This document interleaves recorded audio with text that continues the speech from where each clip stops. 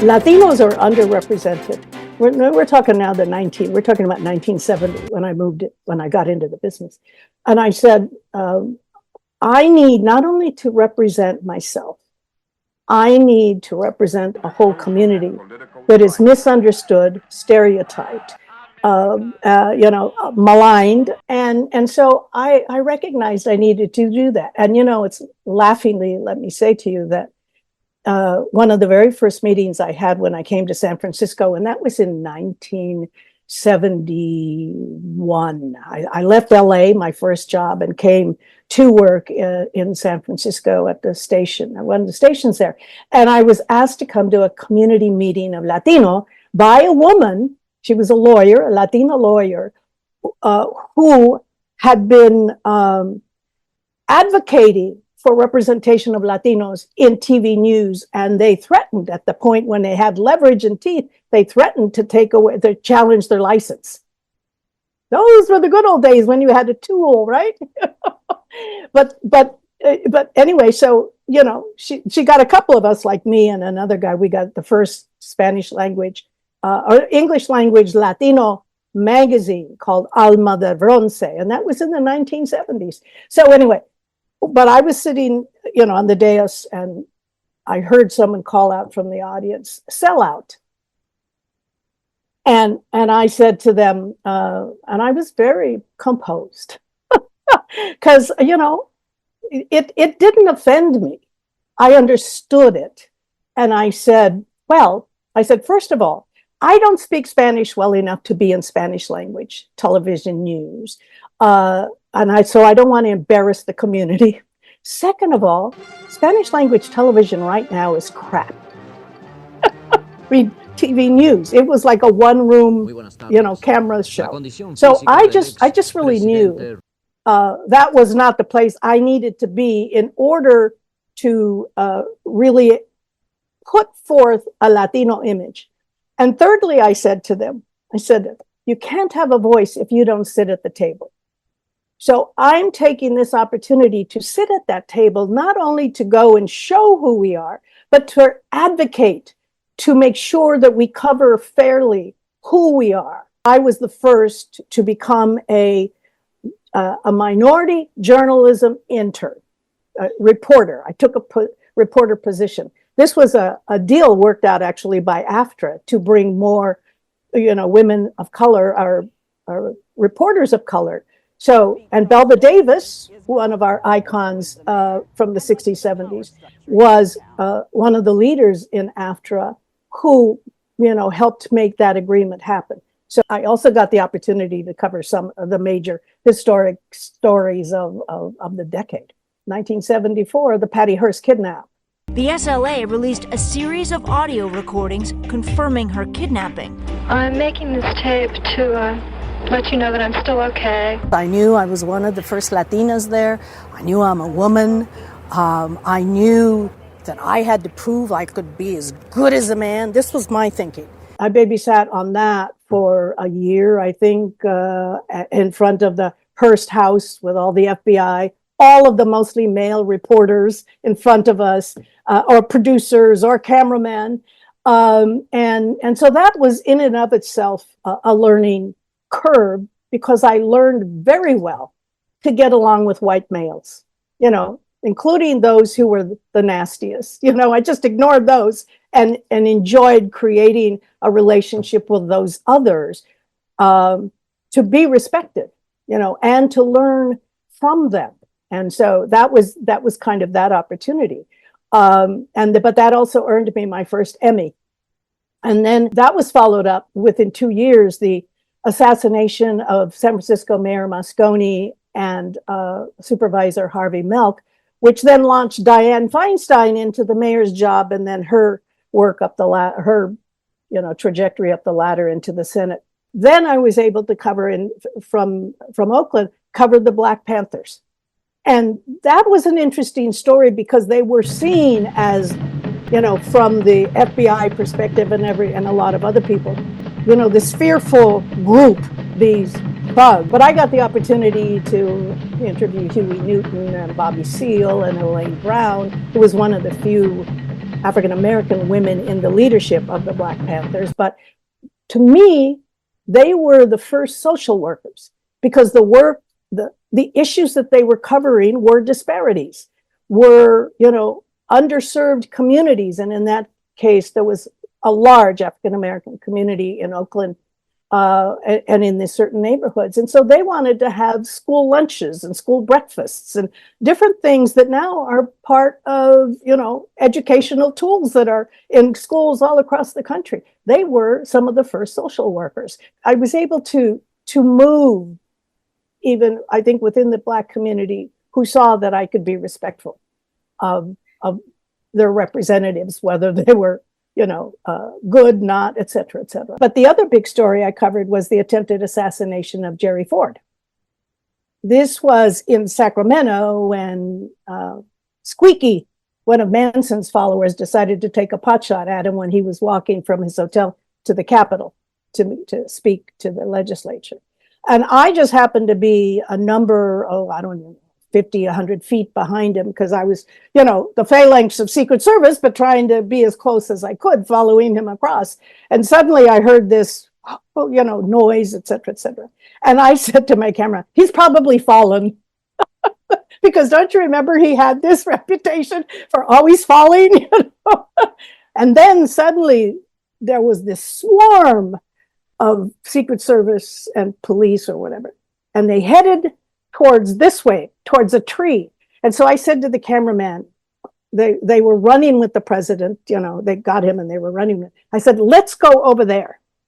And that was when we got the pictures of the Secret Service and police surrounding this 90-pound, 5-foot sized woman who had taken the shot at the president.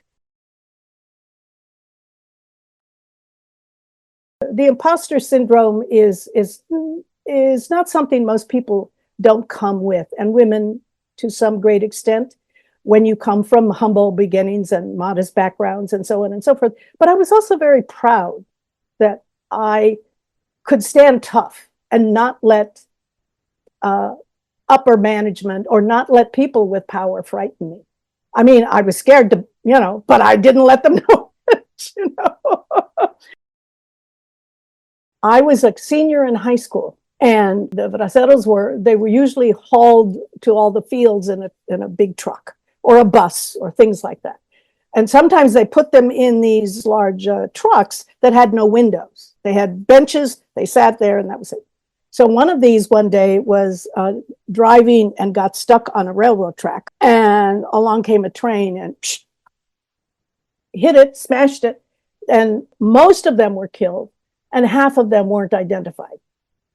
But it was a story, and it's a story that I have carried in my head forever and never forgotten, about how one has to put context around the issue and not just see them, well, those are those people from over there and they're taking our jobs and they're horrible and so on and so forth, which still today we hear.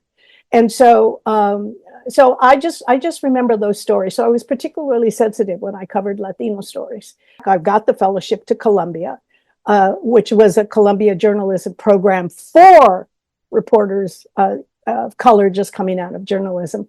That was resulted from civil rights and from the Kerner report after a lot of civil unrest in the country. So I was very aware.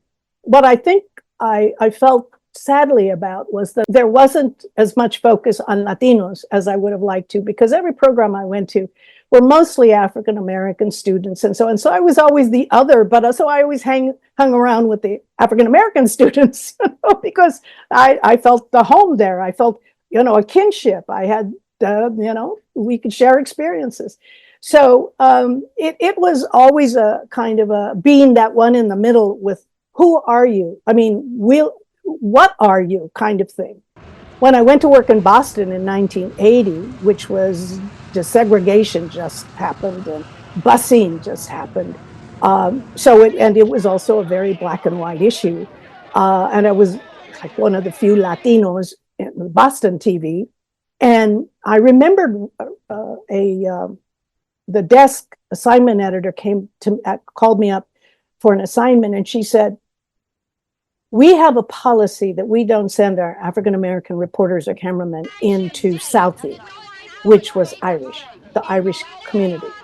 She said, do you want to go, or can you, or will you go? I said, no, I have no problem. I have no problem with that. I can do that. I'll go do that. But I also went into Roxbury, which was the Black community.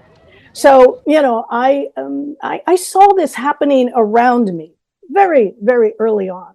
But I knew then I was really plowing through representing groups of people who were unrepresented. And so, you know, that was another reason why I needed to stick. I needed to be good. I had to have moral grounding. And I needed to frame my arguments well. I think that we lose when we think that there's only one kind of way of being and one point of view and one group of people. You can't, as hard as it can be to stand up for something, that if you begin to give away a little bit of that integrity, of that morality, of that, and I'm far from being saint, but there was just this core values I really thought were important to maintain. So, I believe that I think at that point, and I was all in my mid-20s, that I could stand against some real pressure. I'll tell you that in the year 2000, I was diagnosed and treated for Hodgkin's lymphoma, second stage A, and I decided to turn the camera on myself. This was the highest rated thing they'd had during the series. I used the tools I had learned over time as a reporter, and I brought them to the stage, you know, and so those have also helped me engage at the state and national level that I'm doing now when I'm trying to fight systematic problems. That was getting me ready for the encore, that journalism career. Plus, it had created a network for me. It had taught me how to go to strangers and pull them in, you know. And I wasn't afraid to go into meetings with a lot of strangers and learn, and then, you know, because I'd had that television career. I love to tell that story to people to remind them that just because we age doesn't mean we are useless, that we can't think and we can't do. And in fact, it is all of that, those years that have built our opportunity and our knowledge and our wisdom that we can now share with others. Well, Ysabel can be difficult or hard, or, you know, but if you want a story done, give it to Ysabel. And to me, that was the compliment. She's difficult. I said, what the heck does that mean? I am not difficult. I am just passionate. I am just assertive. I want to do good stuff. I was once interviewed by a San Francisco Chronicle reporter asking me about was it harder to be a female or a Latina? And I thought about it and I said, being a female, you know. And I told my buddy, Belva Davis, I shared this with her, and she said, Ysabel, how do you know it's not both? Hey, you got a point, you know, double. But then I also said later, I said, you know, these news directors, these general managers who hire me are getting a threefer. They're getting a threefer, not a twofer, a threefer. They're getting a female, they're getting a Latino, and they're getting someone who's good.